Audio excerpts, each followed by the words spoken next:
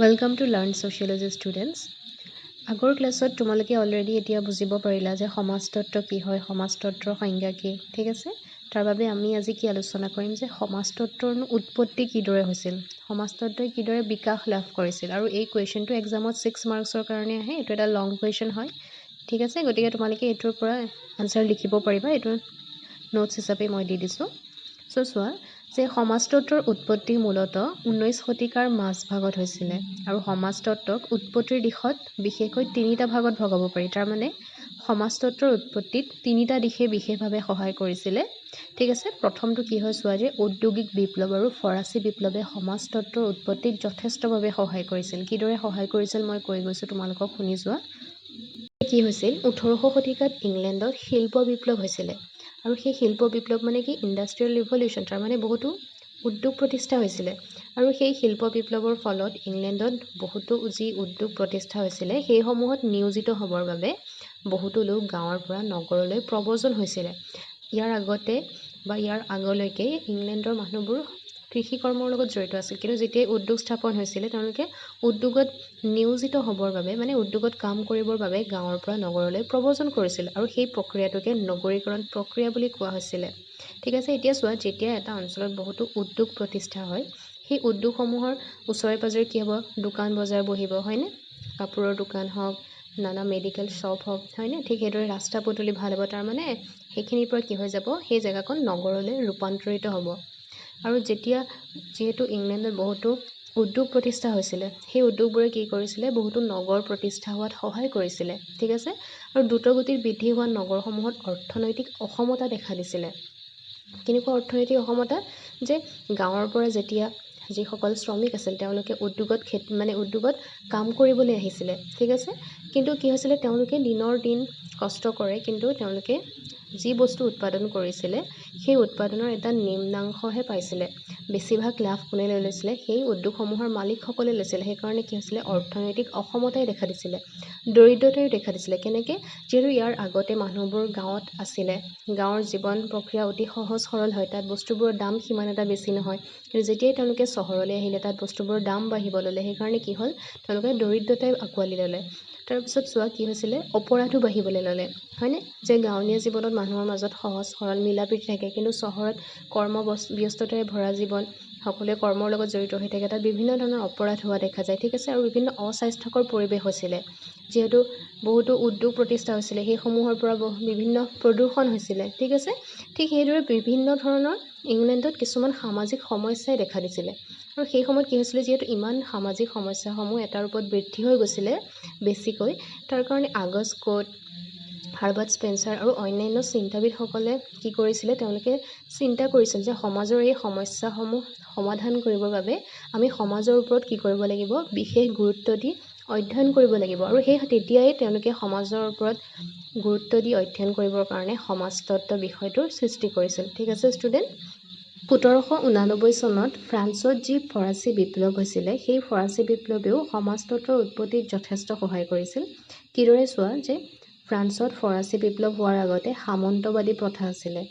এতিয়া সামন্তবাদী প্ৰথাত কি হৈছিলে, যিসকল দুখীয়া লোক আছিলে তেওঁলোকৰ ওপৰত যথেষ্ট অন্যায় কৰা হৈছিলে, সেইকাৰণে সেই ফৰাচী বিপ্লৱ কৰা হৈছিলে, ঠিক আছে? কেনেকুৱা ধৰণৰ অন্যায় চোৱা, যে সেই সময়ত যি সামন্তবাদী প্ৰথা আছিলে তাক বিশেষকৈ 3টা ভাগত ভগাব পাৰি। যে সকলোতকৈ সৰ্বপ্ৰথম কোনবোৰ পৰে, গীৰ্জাঘৰ। যিহেতু আমি ভাৰতীয় সমাজৰ কথা কোৱা নাই, হয় নাই, আমি ফ্ৰান্সৰ কথা কৈ আছোঁ। তাত যিহেতু খ্ৰীষ্টান ধৰ্মৰ বেছিকৈ প্ৰচলিত, হয় নাই, খ্ৰীষ্টিয়ানিটি হয় তেওঁলোকৰ মূল যি ধৰ্ম, গতিকে তাত গীৰ্জাঘৰ আছিল। সেই গীৰ্জাঘৰত থকা যিসমূহ ফাদাৰ, তেওঁলোক সকলোতকৈ ওপৰত আছিলে, ইংৰাজীত তাক কোৱা হয় ক্লাৰ্গী, ঠিক আছে? আৰু দ্বিতীয়তে কোন পৰিছিলে, ৰজাসকল বা তেওঁলোকৰ যি বংশধৰসকল। আৰু একেবাৰে তৃতীয় স্থানত কোন পৰিছিলে, সৰ্বশেষত যিসকল দুখীয়া দৰিদ্ৰ খেতিয়ক আছিলে, কমাৰ কুমাৰ, ঠিক আছে? সেই সকলোবোৰ ক'ত পৰিছিলে, সেই তৃতীয় শ্ৰেণীত পৰিছিলে। আৰু কি হৈছিলে চোৱা, যে সেই ওপৰৰ শ্ৰেণী দুটা আছিলে, অৰ্থাৎ গীৰ্জাঘৰৰ লগত জড়িত ব্যক্তিসকল বা ৰজাসকল, তেওঁলোকে যথেষ্ট সম্পত্তিশালী আছিলে, ঠিক আছে? যে ৰজাসকলৰ বহুতো সম্পত্তি আছিল, মাটি বাৰী আছিল, সেইসমূহ কোনে খেতি কৰিছিলে, সেই দৰিদ্ৰ যিসকল লোক আছিলে তেওঁলোকে খেতি কৰিছিলে। আৰু যি ৰজা আছিলে বা যি গীৰ্জাঘৰৰ লোকসকল আছিল তেওঁলোকে চৰকাৰৰ কোনো ধৰণৰ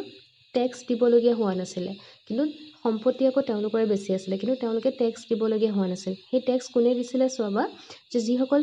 দৰিদ্ৰ খেতিয়ক আছিল তেওঁলোকেতো ৰজাৰ হৈ খেতি কৰিছিলে সেই খেতিৰ তেওঁলোকে 1-10% গীৰ্জাঘৰক দিব লাগে আৰু তাৰ উপৰিও বাকী যি টেক্স আছিল তেওঁলোকে ডাইৰেক্টলি কাক দিব লাগে চৰকাৰক দিব লাগে ঠিক আছে তাৰমানে দেখিলা নহয় যে খেতিয়কসকলৰ তেনেই অৱস্থা বেয়া তথাপিও তেওঁলোকে কি হয় টেক্স তেওঁলোকেহে দিব লাগে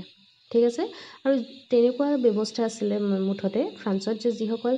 যদি কোনোবা ৰজা ঘৰৰ পৰিয়ালত জন্ম হয় তেওঁলোকৰ গোটেই জীৱন সুখ সমৃদ্ধিৰে ভৰা আছিলে ঠিক আছে তেওঁলোকৰ হৈ যিসকল দুখীয়া লোক আছিল খেতিয়কসকল তেওঁলোকে সদায় কাম কৰিব লাগে খেতি কৰিব লাগে আৰু তেওঁলোকে টেক্স দিব লাগে গতিকে এই যি সামন্তবাদী প্ৰথা আছিলে সেই সামন্তবাদী প্ৰথাৰ অৱসান ঘটাবৰ কাৰণে ফৰাচী আন্দোলন হৈছিলে ফৰাচী বিপ্লৱ যি ফৰাচী বিপ্লৱে সমতা ভাতৃত্ব আৰু স্বাধীনতাত গুৰুত্ব দিছিলে তাৰমানে যে মানুহে এনেকুৱা নহয় যে কোনোবা এজন দৰিদ্ৰ পৰিয়ালত জন্ম হ'লে তেওঁ গোটেই জীৱন তেনেকেই থাকিব লাগিব সেইটো কথা নহয় যে সেই ব্যৱস্থাটো সলনি কৰিব লাগে স্বাধীনতা সকলোকে স্বাধীনতা প্ৰদান কৰিব লাগে যে মানুহে নিজৰ ইচ্ছামতে কাম কৰিব এনেকুৱা নহয় যে দৰিদ্ৰ হ'লেই খেতিৰ লগতে জড়িত হৈ থাকিব ৰজাৰ হৈ কাম কৰিব লাগিব গীৰ্জাঘৰৰ হৈ কাম কৰিব লাগিব ঠিক আছে আৰু যি সেই ফৰাচী বিপ্লৱ হৈছিলে ফৰাচী বিপ্লৱৰ ফলত কি হৈছিলে গতিকে আগৰ যি সেই সামন্তবাদী প্ৰথা আছিলে সেই সামন্তবাদী প্ৰথাৰ বিলুপ্ত হৈ সমাজত এটা বৃহৎ পৰিৱৰ্তন আহিছিলে আৰু সেই সমাজত দেখা দিয়া যি ৰাজনৈতিক বা সামাজিক পৰিৱৰ্তন সেইসমূহ ভালদৰে বুজি উঠিবৰ বাবে কি কৰিছিলে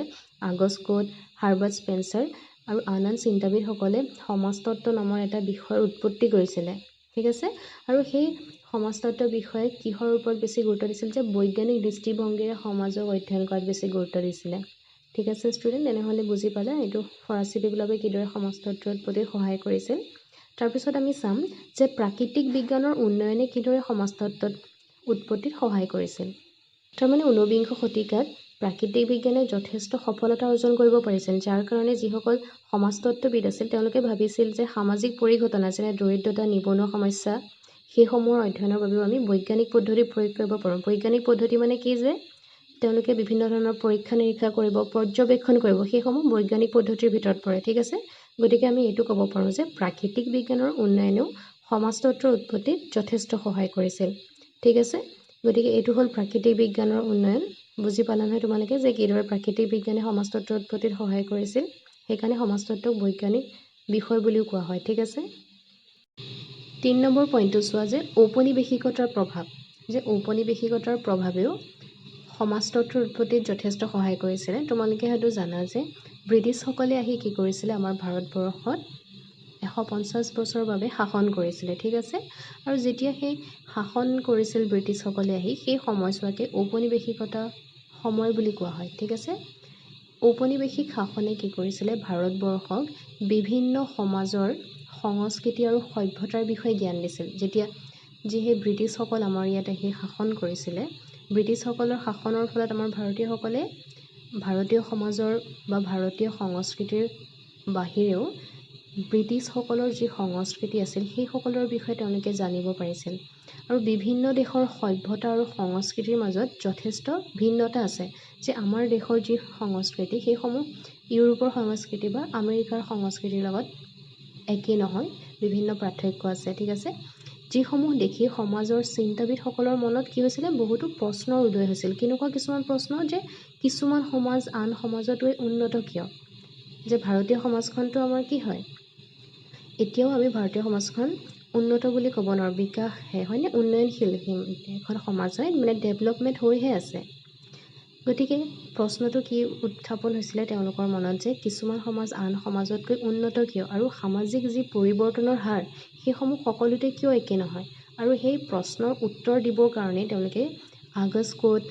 স্পেন্সাৰ আদি চিন্তাবিদসকলে সমাজ সম্পৰ্কে অধ্যয়ন কৰিবৰ কাৰণে আৰম্ভ কৰিছিলে আৰু তেতিয়াই তেওঁলোকে সমাজতত্ত্বৰো উৎপত্তি কৰিছিলে ঠিক আছে ষ্টুডেণ্ট এতিয়া তোমালোকে বুজি পাইছা নহয় যে সমাজতত্ত্বৰ উৎপত্তিত যি ঔদ্যোগিক বিপ্লৱ আছিল ফৰাচী বিপ্লৱ আছিল প্ৰাকৃতিক বিজ্ঞান আছিলে আৰু ঠিক সেইদৰে ঔপনিৱেশিকতাবাদেও যথেষ্ট সহায় কৰিছিল ঠিক আছে ষ্টুডেণ্ট তেনেহ'লে আজি এইটো কুৱেশ্যন মই তোমালোকক দি দিলোঁ এইটো এক্সামত কৈছোঁৱে তোমালোকক যে 6 মাৰ্কছৰ কাৰণে আহে তোমালোকে এইটো লিখি ল'ব পাৰিবা ঠিক আছে আৰু বুজি পাইছা নাই তোমালোকে মোক কমেণ্ট ছেকশ্যনত জনাবা আৰু তোমালোকে যিমান পৰা ফ্ৰেণ্ডৰ লগত শ্বেয়াৰ কৰিবা যাতে সকলোৱে এই ভিডিঅ'টো চাই উপকৃত হ'ব পাৰে ঠিক আছে ষ্টুডেণ্ট তেনেহ'লে আজিলৈ thank you so' much next মই আৰু অতি সোনকালে তোমালোকৰ কাৰণে এইদৰে কুৱেশ্যন এনচাৰ আনি থাকিম ঠিক আছে তোমালোকে ভিডিঅ'টো লাইক কৰিবা শ্বেয়াৰ কৰিবা তেনেহ'লে thank you so' much students